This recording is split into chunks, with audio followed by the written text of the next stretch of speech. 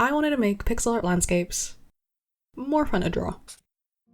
In a lot of my drawings, I tend to stick with the same ratio of a square canvas, or I don't include a background, and just have the subject float around in the void of space. But what if I tried to draw the backgrounds that I keep avoiding to draw? In this video, we're going to be trying just that by drawing 3 different landscapes in 3 very different canvas sizes. So, grab a tea, maybe a snack, and let's jump into it. Hey, my name is Jade, and I like to paint with pixels. So, to find out what canvas sizes we're going to be drawing on, I'm going to use a random number generator on Google to pick it for me. The first number will be the width, and the second number will be the height in pixels. For the range, I didn't want to potentially draw on a canvas that's only 2 pixels wide, so the range we will use for both the width and the height is between 20 and 200 pixels. And for the first canvas, we have 170 by 79 pixels. So for the wider canvas, I decided to go for an underwater themed landscape. I tried a few different sketches, one that was more of a mountain range, and I tried some desert hills as well, but I settled on an underwater scene since it felt like I had the most solid idea for it with the sunken ship, and it felt like it fit the canvas size the best. The caustics at the top of the page were quite fun to draw. I tried to make it feel like we were looking really far into the distance by shrinking the shape of the caustics the further down the page we go, until it reached the furthest point that we could see in the whole scene. I didn't want to bring it too far down, or it might look a bit noisy behind the other details like the ship, so instead I blended it with the background colour, and I think that gradient worked quite well here. I wanted there to be a bit more breathing room around the sunken ship by arranging the corals so that there's a gap around the silhouette, and I think it makes it a bit more eye-catching to the viewer. One thing I think I could have improved with the coral is the transition between the different layers of coral. It's quite an abrupt change from the colourful coral at the front to a layer of immediate light blue, so I think either adding another layer or adjusting the first blue layer so that it was similar to the front colours but shifting the colours to a more cooler tone would let the layers blend in a bit better. But I do like the dithering at the end of the piece though. They look like little air bubbles floating around.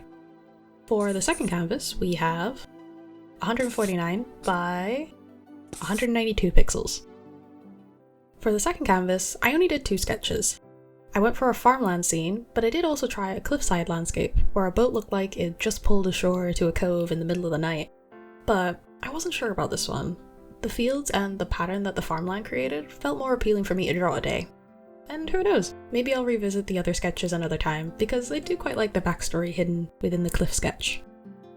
I found it quite tricky to get the perspective of this piece right, especially on the hills closest to us with the signpost, as I wanted it to feel like we were on the highest hill overlooking the farmland and seeing where to go next. I've been starting to practice some of the art fundamentals again with drawing basic boxes at different angles, and man, looking at this, I need to work on it a little bit more, but that's okay. The little village in the top right sort of turned into a keep, which was unexpected, but I quite like the vibe. I tried to position it so that the signpost that was close to us was pointing in that direction and helping guide the eye of the viewer to the little keep. I had trouble picking out colours for this scene, especially in the different sections of farmland. Originally I stuck with a lot of shades of green, but saw in some of my references that there were some farm areas that were a light yellow, and I think adding those helped a lot with breaking up the different sections of farmland. Something this drawing has made me want to explore a bit further is the detail of foliage and grass. In this piece, I was playing around with bigger, rounder details in the grasses closest to us. Before I've made the details a bit more realistic with bigger patches of grass and shadow, but I'm unsure what sort of detail I want to stick with yet. The same with the bushes along the path. I think that the bushes that are dividing up the farmland have enough detail because they're further away, so there doesn't need to be too much detail there. But I'm not sure about the shape of the bushes that are close up. I think it's something that I need to explore in future studies. I really enjoyed drawing the clouds in this piece. Adding in the details to make the clouds extra fluffy makes me want to draw a bigger piece, drawing them as the main focal point, and really diving into the extra details for them. So on to the never-ending drawing list it goes.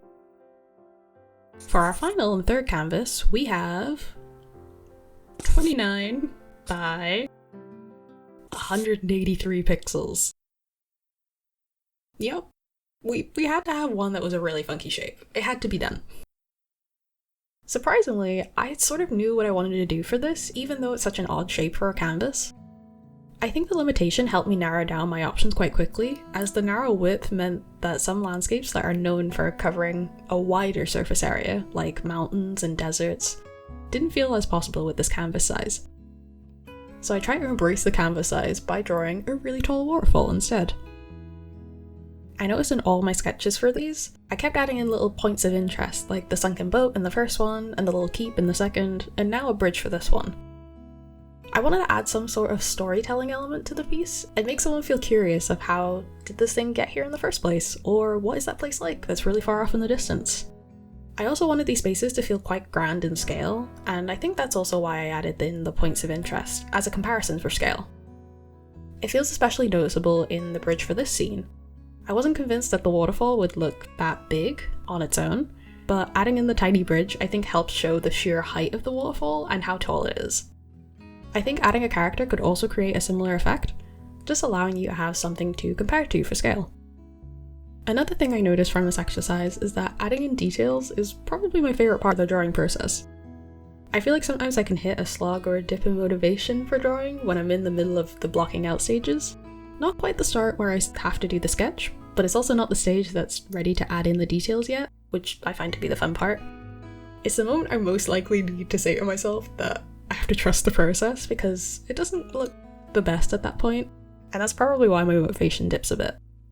But it's been really interesting to learn where to place details in a scene and how adding less detail on bits that are further away can make it feel like the object is also much further away and adding in a layer of depth to the scene. With a couple of tweaks.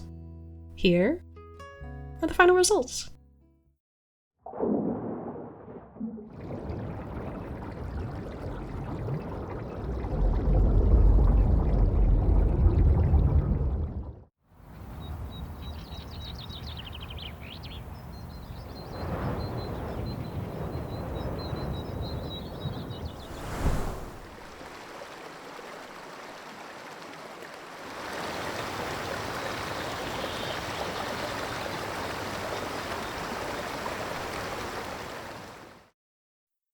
And there we have it!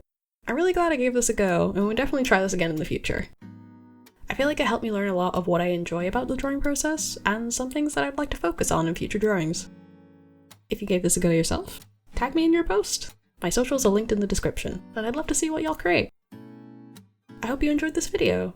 If you like this and are looking for other ways to draw environments, check out this video here, where we use 3D modeling to help us create the same environment, but from different angles.